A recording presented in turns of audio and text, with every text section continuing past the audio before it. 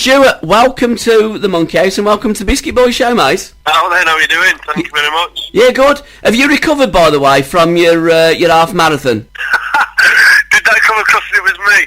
Well, it was my wife doing it. I was doing the husband thing by supporting, but I can assure you, it was very hot. Yeah. So my hat comes off to all those that ran it because, wow, it was 28 degrees. It was the hottest day we'd ever had. Yeah. The hottest day we've had this year. So for them to run it, I mean, it was just unreal, really. You know, there was people flaking out all over. It was like a One Direction concert. They were just dropping, do you know what I mean? I mean, back in my youth, I used to do a lot of running. I used to do a lot of cross-country running, and I never actually run a marathon. And it's something that I'd kind of probably like to do, but it's easy eating them these days and running them. I mean, I've done a bit of running. Don't get me wrong. Yeah. But no, as I've got older, I've got things to fill my time with. So the running has become less and less. Yeah. And just this little thing called Apollo takes over now. So I don't really have much time to do it. I think my missus is getting better at running because it gives her a chance to get out of the house and stop listening to me going on about what band I'm looking at and what's happening here and where should I do this and how should I do that. So I think that's why she's getting better with running as she gets older. I think there's a lot of merit to that because my wife is similar. She'll sit there and watch EastEnders and Coronation Street, and I'm up in my room doing all my music things. So I know where you're coming from. And that Apollo Festival that you're running is going to be an absolute banger. On the 25th of June, Rachel Brown and myself are going to be up there. So we still haven't sorted out accommodation out, so we'll talk off air about the decent little bed and breakfast or something, or hotel. So we're going to bring my son up and his mate as well. But the Apollo Festival, it's all the W's apollofestival.co.uk. That's how people get tickets, isn't it? That's right, mate, yeah. You click on there, it's on the home page. Yeah. And there's an easy link, it just takes you straight through, and all the ticket prices and everything on there. You just follow the link like you say. It's pretty straightforward. We tried to make it so even I understand it, so it should be alright. It should be good. I think that's absolutely perfect because people do try and overcomplicate things, and you know, when you're trying to get things as simple as concert tickets and festival tickets, it's so appreciated when it is easy. And also what we have to say is there's only one P in Apollo, guys, isn't there? There's only one P and it's two L's. We do get two P's, one L, two P's, two L's. There's only one P. It's A-P-O-L-L-O. But yeah, going back to what you just said, it is about making it easy for the ticket. But we try and carry that through to the full festival, if I'm being honest with you. We try and make it so when you get there, everything is easy to find. You know, it's about, you know, the kids feel at ease as well. Do you know what I mean? It's a relaxing environment. We want to make it as laid back and as good as what we possibly can.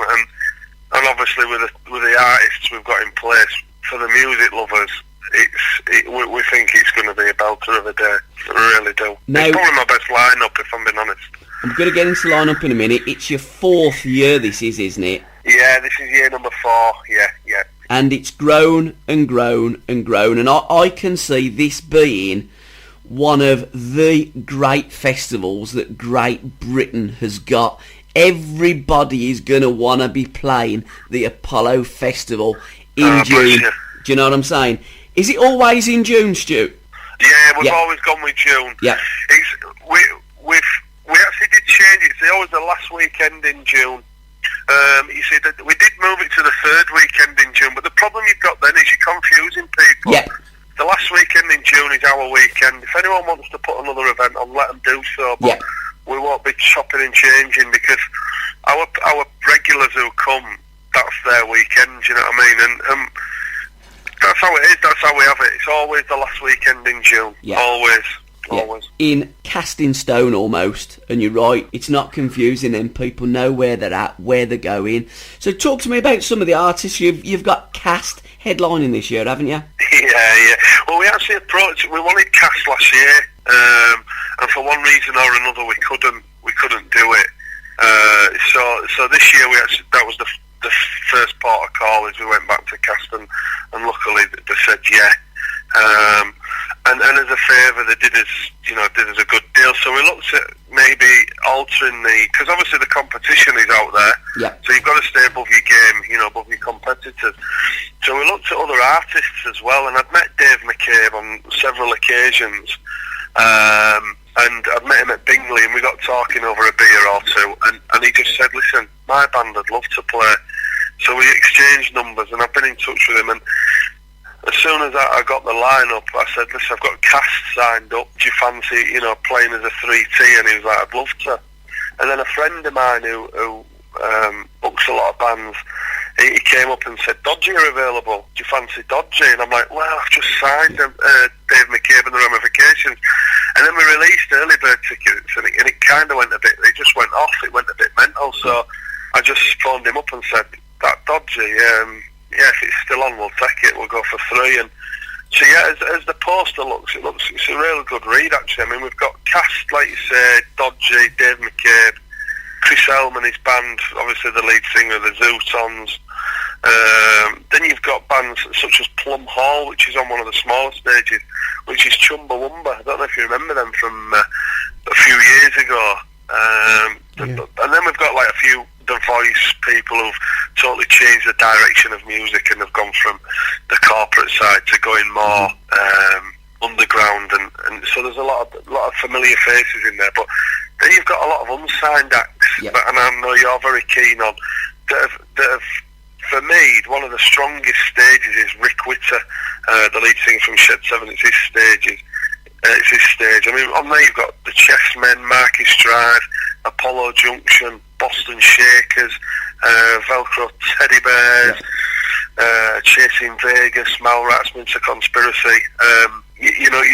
We've got a really, really strong, good lineup on Rick's tent, and I know Rick's really excited about that as well. So, yeah, I mean, like I say, the big ones, Cass Dodgy, Dave McCabe and Chris, but, I mean, to be honest with you, when you start looking about, there's some really, really good bands on all the stages.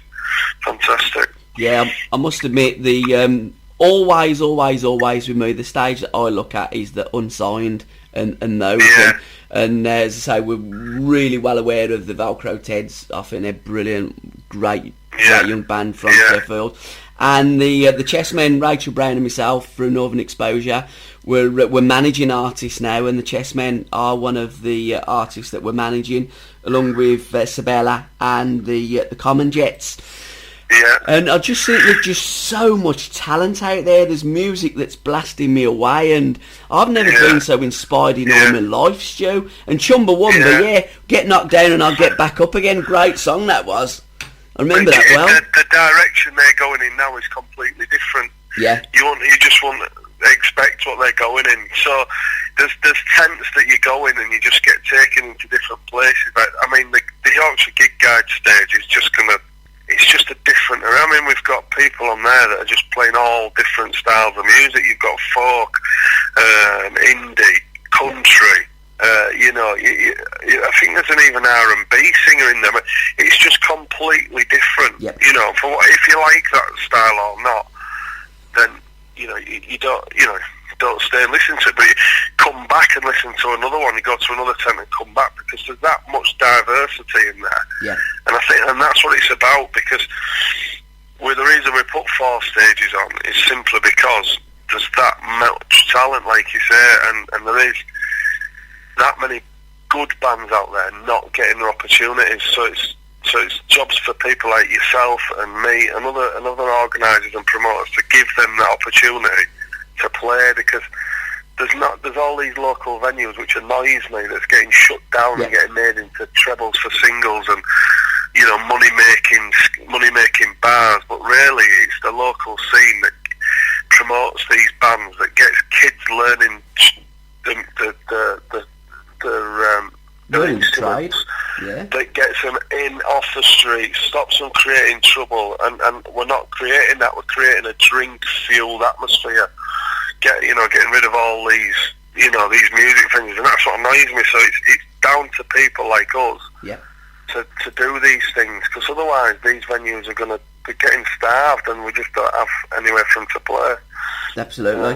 They all need somewhere to hone their craft. I mean, it's like, if you're looking at football, a kid needs a piece of grass or a road. We used to play football in the streets in our days, but, bands need someone, they need an audience as well, and I think that, with Festival, and I mean, we've got Cast on, and they're very involved in the Musicians Against Homelessness with Alan McGee and Emma Rull. And I just think that the time's nigh that guitar-based bands are going to bite back, because, we had them in the kind of like the 70s with Two-Tone and the Jam and stuff, and then the 80s kind of, it went away, and then it come back in the 90s, then it went away, it come back like 2006 with guitar-led bands like The Enemy, and I think probably about every 10 years it goes away and it comes back, and I think it's about time. About time, mate, honestly. Because in my opinion, that's the music that really gets my juices flowing. I absolutely love it, and I cannot wait to get up there. So, there's how many tickets are left? The tickets are obviously flying off the shelves, thick and fast. The tickets online have never sold so many. Yeah, we're actually doing our first collection of paper tickets this week, so it's hard to say. But I mean, the way things are going, we're anticipating another sellout, if I'm being completely honest with you. So I mean, like I say, if you'd have asked me this, if this conversation was next week, I'd be able to give you an exact number. Yeah. But all I can say is online, we've never sold as many online. So we understand that the message is hitting home, and there's people who I class as not even music fans. They're actually coming up to me now and saying, that Apollo Festival is getting bigger every year, isn't it? And I'm like, yeah, well, we're getting there. I don't like to say yes, because if people say to me, because then you start chasing this thing that doesn't really exist. For me, it's about consistency, if I'm being honest with you, and making sure that each year was as good as the last. And if we get more people in, and we get a great response, then that's an added bonus. But it's about consistently providing good quality music at a good, reasonable price, because that's another thing I don't want to get into. I mean, there's tickets now, you can go see bands, they're like 70, 80 quid a ticket, and I'm thinking, you're pricing them, you're pricing people out of the markets, £20 for an all day for an adult to come all day and listen to 52 bands is just a bargain. It's an absolute bargain. And like I said, the people can bring their own food and soft drinks in as well this year. Yeah. So, and we've got everything, full fun fair, bouncy castles, got everything for the kids' workshops, zorb balling for the kids and the adults. It'll be a fab day, an absolutely brilliant day. And hopefully the sun will shine. It always does on the righteous, Stu. Always does. We've been lucky with the sun. Yeah. The past 3 years, it's been an absolute belter. But again, a lot of our regulars who come bring a little 3x3 gazebo, pitch it up, and they just sit under there, see whether it's too hot, the shaded, or whether we have a little bit of spitting, which we won't do, but whether we have a little bit of rain, you're covered anyway. Yeah. So it's all good. Like I say, we've been really good with the weather, so for touch wood, we'll continue that. And how's your stress levels? Because it must be very stressful. Yeah, they're gone. They've blown them. And it's more my fringe and my hair that's going, if I'm being honest with you. It's starting to, I had a lovely head of hair, and it's starting to go over the years. But then again, it's a small sacrifice for something I love doing. So, I mean, the stress levels are high, of course they are, because you've got to bring everything together. Yeah. But it's, hopefully on the 26th, I can look back and, with pride, like we do every year, and just think, we did it really good. Have a week or two, patting ourselves on the back, and then we're literally, in July, we're back on it. Yeah. We're looking into 2017. So when we start looking at bands, so for all the bands out there that are going, Gab, I really want to get involved in this banging festival, how do and when do, and what's the easiest way for them to say, right, 2017's our year, we want to be on one of them stages for the 5th Apollo Festival in York? We start looking in December. Yeah. So, come the beginning of December, bands start applying. Yeah. Now, please, to any band listening, do not send a rubbish recording or a poor recording on a phone, because it doesn't do the band any justice. Yeah. It really, really doesn't. So send it on a SoundCloud, or if you've been lucky and you've had studio time, to send that over and give us the opportunity to hear you at your strongest, because we get inundated, and without being funny, we can afford to be picky. This year I think it was 317 applications, and that's not including the competitions we've had, which have entered just specifically for those competitions. So we have 3 Battle of the Bands, and they have their own. So we could be looking over there 400 applicants. So you've got to make sure your band stands out, and there's a reason for that. And, it's brilliant. If you can give us the best recording, send it to info@apollofestival.co.uk. We pick it up, we go through absolutely everything. This year took a little bit longer because we had that many. But we pride ourselves on being able to say we listen to every single one. Brilliant. And we don't just listen to 10 seconds. We listen to every song. So just make sure it's the best recording you could get hold of.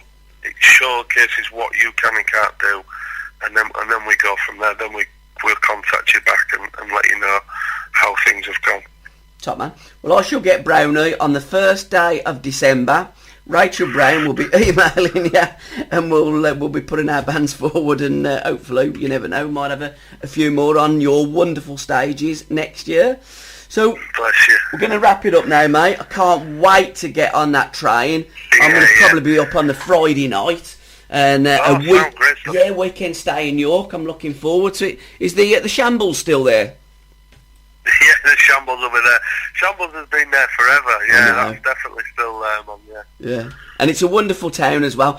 How far out is the festival from York Town Centre, by the way? When you get to the train stations, for anyone wanting to come by train, it's one straight road from the train station. You come out of the train station, you turn left out of the train station, and you go straight down. You go down 4 miles, about 3.7 miles, 3.6 miles, 4 miles, straight, and you're there. Yeah. Now, the only problem with that 4-mile walk is there's quite a lot of pubs en route. That sounds... Stu, before you said that... the temptation if you're on an all day. Yeah. I was thinking about getting a cab down, but being as there's so many pubs en route, we may walk. A taxi will be there in 2 minutes. You'll just get yourself comfy and you'll be out of the taxi. Brilliant. Yeah, it's within a stone's throw of the train station. It's ideal, really. And your Facebook and your Twitter feeds, before we wrap it all up, it's at Apollo Festival, isn't it, on Twitter? On Twitter, yeah, and Apollo Festival York on Facebook. Just pop along, friend request me personally, which is stuart-kelly, or like you say, at Apollo Festival York, and all information we can we put it on there, so it's ready, available. Like I say, get yourself on www.apollofestival.co.uk, and the ticket link is there, and we'll see you in June. Brilliant. Stu, can I thank you so much for your time? Yeah, I thank you as well. Thank you. Anything you ever need from us, or for Rachel, Northern Exposure, any help, any assistance is always there. And we're going to cut a little radio show with you, interview yourself, some of the bands, and roll it into a show that we do on SRB Radio, and then blast it all around the world and sing up your praises. Brilliant. Thank you, mate. Cheers, pal. Good man. Good to speak to you. Top man. Goodbye. Cheers, Joe. Thank you. SRBRadio.com